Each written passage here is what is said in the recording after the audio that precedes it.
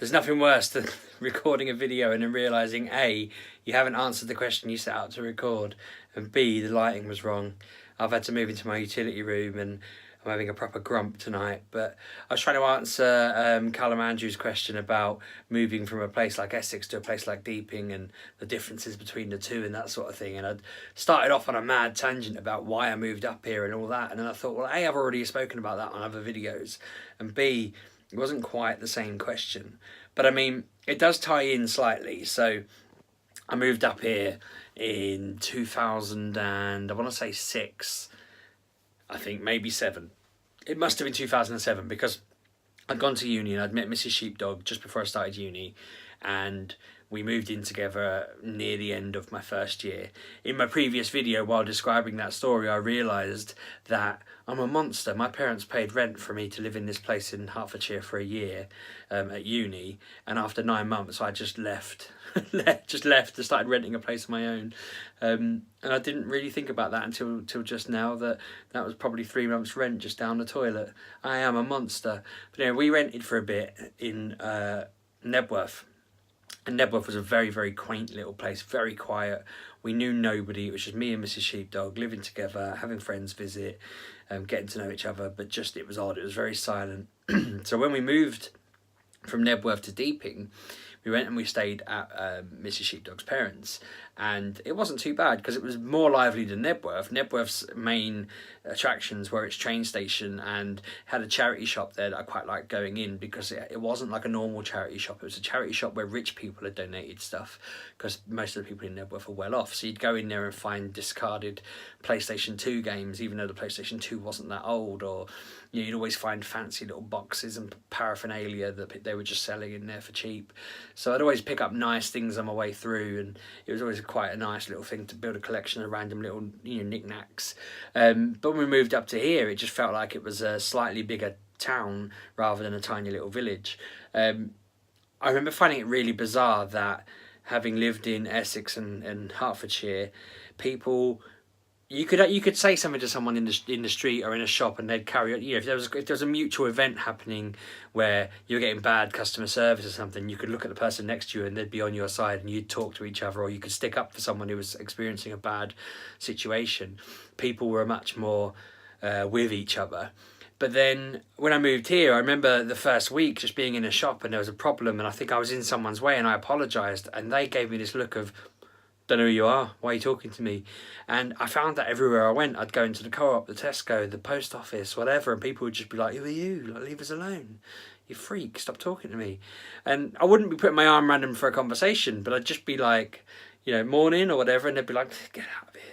Practically gobbing at me because they just, I don't know, heard my accent or something. And I found that people were really off-putting. So we ended up moving to Peterborough and I got a job there. And everyone I worked with was similar sort of different. They didn't seem, I don't know, like everyone in Essex felt like they were worldly people who had seen or done or heard everything, and there was nothing that really shocked them. And whilst I knew some people who sort of laughed at everything and found everything humorous, when I worked in Peterborough, everything just seemed to be hilarious or different or odd or crazy, or they just found the maddest thing in their lives. Was one of them had a couple of tattoos, and I remember sitting in a job interview and they were saying, what's the weirdest thing about you, or give us a secret about you, or we've got to try and guess out of the team of 20 who's got what. And I put something down. I actually put down, because I knew it would trick everyone. Actually, I tricked the room, so I put down before this I was training to be a nurse. And they went around the group of the 20 people trying to guess which ones were the people, and nobody guessed mine. It ended up me and this woman, and they guessed that she had said that she had like 5 tattoos, and I had said that I used to be a nurse, and they guessed it the other way around, and I was like, no, I was trained to be a nurse. And I realised afterwards that their things were like, I had some tattoos or whatever, and I thought my thing wasn't meant to be crazy, but tattoos aren't exactly edgy, are they? They're just tattoos. I find them, I mean, I haven't got any, but in Essex, there'd be, everyone pretty much got one. I think my mates are the only people in the that I know from Essex that haven't really looked at the whole tattoo/piercing thing. So I remember just working with this team of really, I don't know, naive people, and we were in a sales team together. And again, I think because I'm quite good at talking to people, and I get that from being in Essex, I kind of succeeded really well there, because their training was just like, don't take no for an answer, and, you know, ask why and that sort of thing. You take no for an answer eventually, but don't take it for an answer for your first answer. Just probe. So people would ring up and I'd be chatting away to them, and I'd get to the point where I was either selling them stuff or sorting their issue out or finding out what the real problem was. It'd all be great. But these people were all really naive and odd and about it, and didn't know what to do. And for a team of 20, about 10 of them had gone like really quickly. And I'm sure I mentioned before about selling, and they'd resent the heck out of me for doing well at it. And I'd be thinking, what's going on here? And why are these people like this? And I found them all really, really sheltered, and their idea of, oh, I'm going to have a crazy weekend, we all went down the local pub and we all drank like 5 pints each. And I'd be thinking, God, I used to go into Romford, but before, you know, I'd go to my mates, we'd drink, then we'd go to a bar and drink, then we'd get on a train and drink on our way to the club, we'd drink at the club, and then we'd go to the final club, which was our destination, and we'd drink, and then I'd probably vomit in the street for about an hour and get in a taxi and go home, and we'd either carry on drinking or I'd pass out. And that'd be our normal Saturday and Friday nights out every single week. Whereas these people were like, oh yeah, we had a really wild night at the pub. Someone brought a deck of cards. Oh, it was crazy. And again, I wasn't sat there thinking, I'm really hardcore. Ha ha.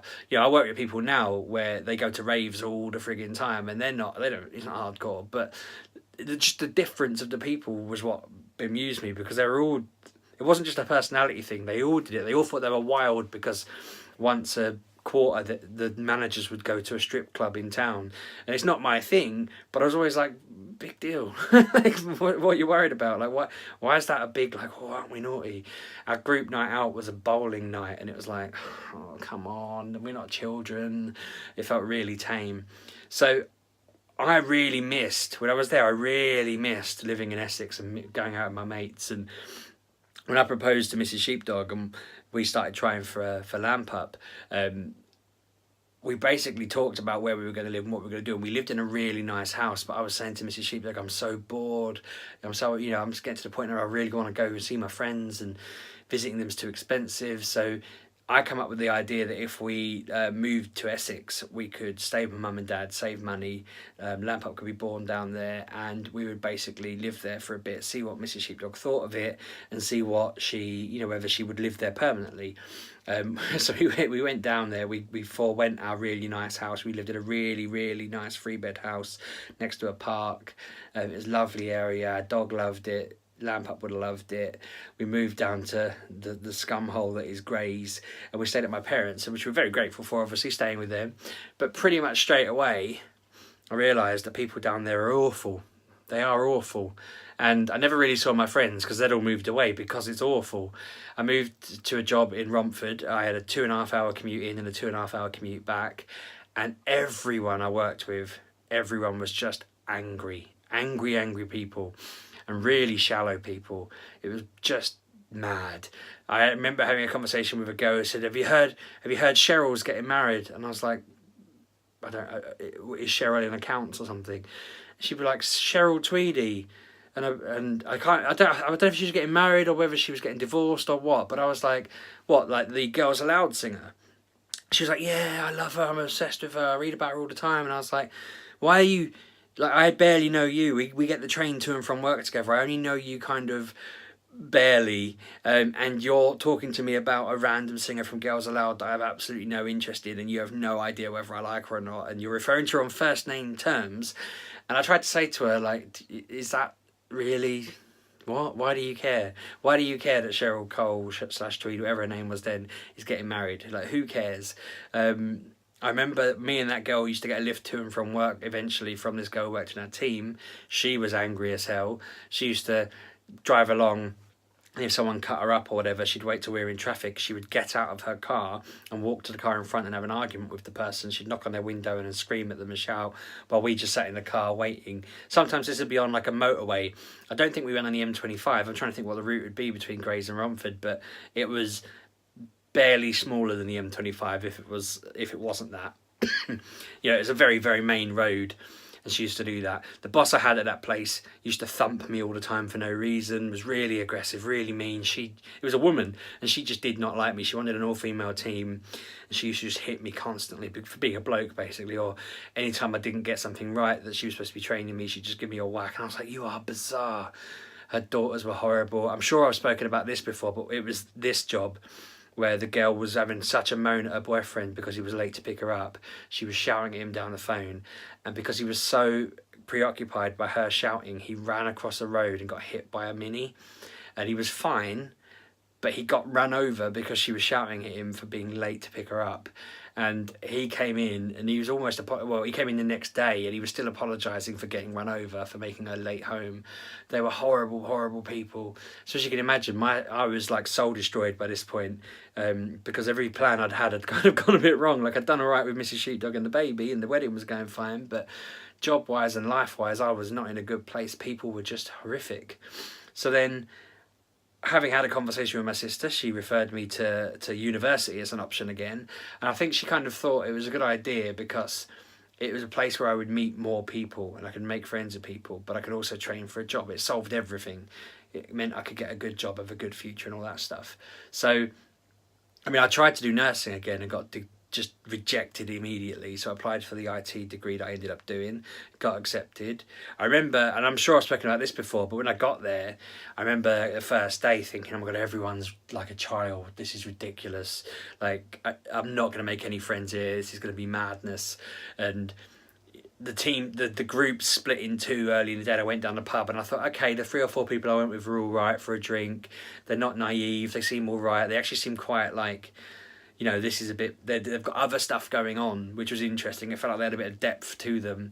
But I remember meeting Kev and just thinking, we're not going to get on. He seemed too, I don't know, he seemed much older than me at the time. I think it's probably just a beard thing, but I didn't realise he was only a couple of years older than me. And I remember thinking that he didn't really like anybody and we weren't going to get on. And then I think he just cracked the joke about, you already knew Richard, he was going to call me Steve. And I was just kind of like, huh, all right. And a little bit of me thought, like, yeah, I was like, I don't care. Honestly, don't care. But a little bit of me thought, this is just one of those irritating jokes where he's never going to follow through with it.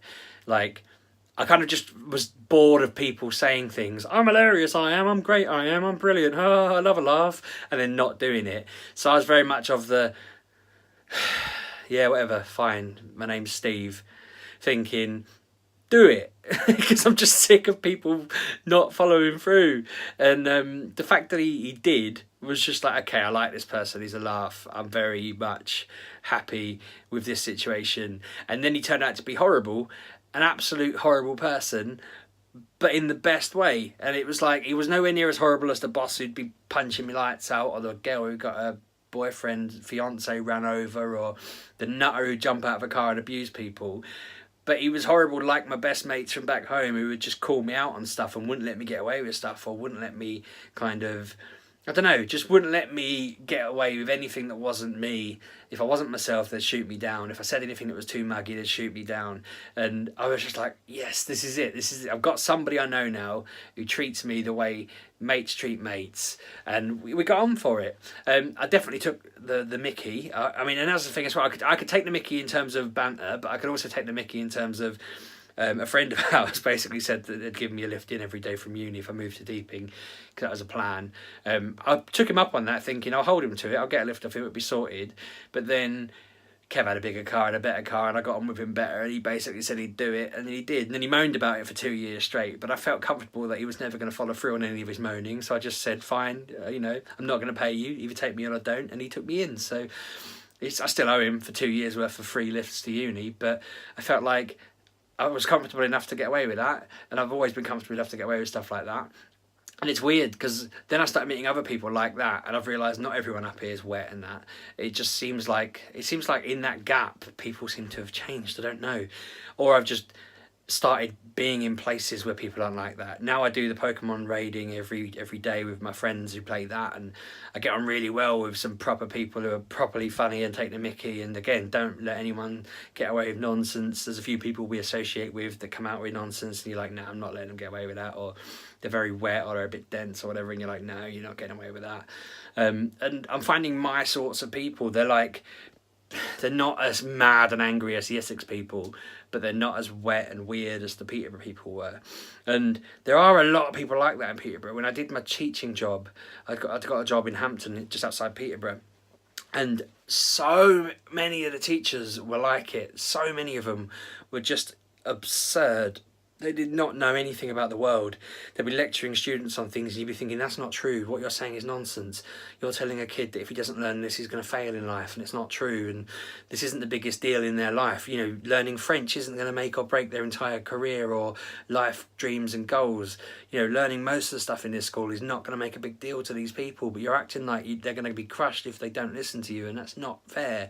And you know, it's mad thinking about something. That's part of the reason. It's not an excuse to say that's why I didn't do well in teaching. I didn't do well in teaching because I got ill and, you know, kind of crumbled under it. But I think it was harder because I worked with weird people who weren't quite right. And that's what I had when I was at that job in Romford.